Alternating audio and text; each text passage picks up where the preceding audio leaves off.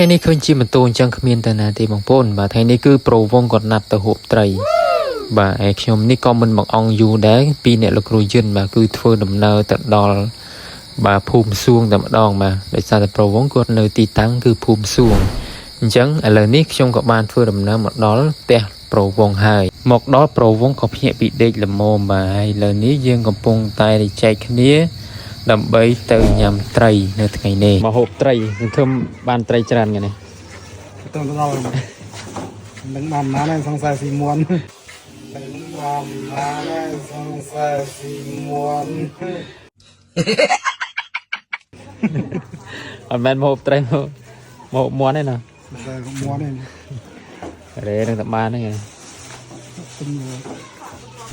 ហើយក្រោយទៅពីយើងបានជជែកគ្នាលេងបន្តិចរួចហើយបាទទិញអីវ៉ាន់បន្តិចបន្តួចបន្តមកទៀតយើងក៏បានមកអង្គុយរងចាំទូកបាទប្រអីទូកគេមកទទួលដើម្បីធ្វើដំណើរទៅកាន់កន្លែងដាក់ត្រីអ្នកនរគ្នា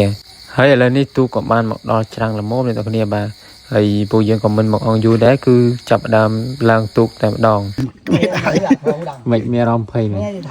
ទុកទុយ20តូចទេធំណាឥឡូវនេះគូយិនគាត់ព្រៀងភ័យបន្តិចណាតក់ស្លុតបន្តិចតក់ស្លុតបន្តិចតក់ស្លុតណាឃើញទូកតូចពេកតក់ស្លុតបាទហើយមិញនេះគឺលោកគ្រូយិនគាត់រៀងភ័យបន្តិចដោយសារតែមើលទៅទូកនឹងគឺរៀងតូចហើយបាទជិះគ្នា 4-5 នាក់នៅសល់មួយចង្អាមមិនដល់មួយចង្អាមទេនៅនេះពីទឹកបាទអញ្ចឹងធ្វើឲ្យគាត់រៀងភ័យដែរណាបាទហើយនេះគឺជាទស្សនវិជ្ជាបាទផ្លូវដែលយើងជិះទូកធ្វើដំណើរទៅកាន់កន្លែងដាក់ត្រីណាអ្នកគ្នាបាទមើលទៅគឺទេសភាពស្អាតនៅខែនេះបាទហើយក៏មានធម្មជាតិបាទខៀវស្រងាត់បាទជុំវិញទឹកទន្លេលពៅណាអ្នកគ្នាតែអញ្ចឹងឥឡូវនេះគឺថាពួកយើងបានធ្វើដំណើរមកដល់កន្លែងបាទហូបត្រីណាអ្នកគ្នាបាទទីតាំងកន្លែងនេះគឺល្មមស្អាតអ្នកគ្នាបាទទេសភាពគឺមើលទៅស្អាត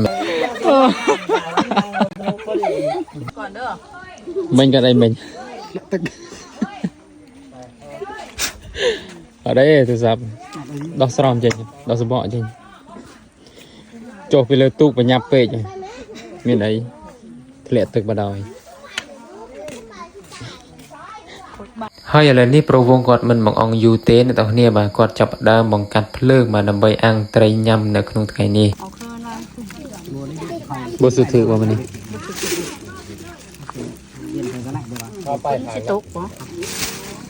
ចូលមកលើនេះប្រវងគាត់ចេះធ្វើត្រីទៀតណាចេះធ្វើមិនចង់បានពុនហើយអូចង់បានប្រពន្ធហ្នឹងរៀនធ្វើត្រីហ៎ចេះទាំងអស់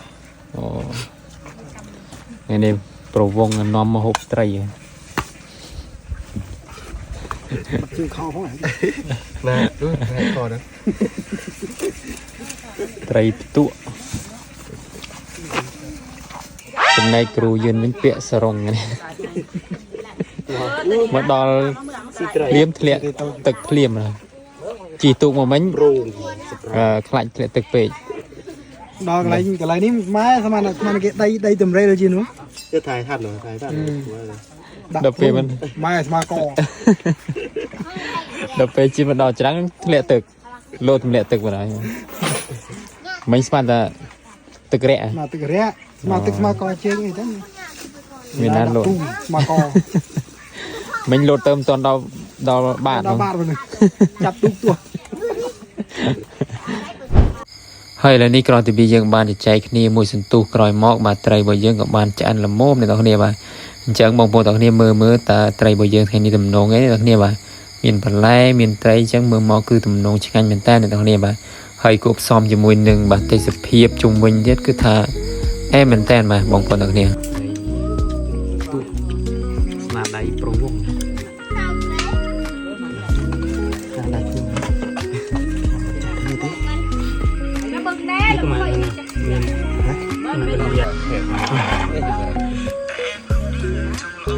ដាក់ដែរគាត់กินមកถ่ายกินเป็ดវ៉ាអើយឆ្ងាញ់មែនណាដល់ផ្ទាប់ឡែអត់ផ្ទាប់ឡែជិះរត់แสบគឺរត់តាសឿមលឿអងសៅនឹងហើយបងប្អូនទាំងគ្នាសម្រាប់វីដេអូនៅថ្ងៃនេះគឺមានប៉ុណ្្នឹង បាទហើយបងប្អូនអរនេះពេញចិត្តចំពោះវីដេអូនេះកុំភ្លេចចូល like ជួយ share ក៏ដូចជា follow page ម្នាក់មួយផងជួបគ្នានៅវីដេអូក្រោយ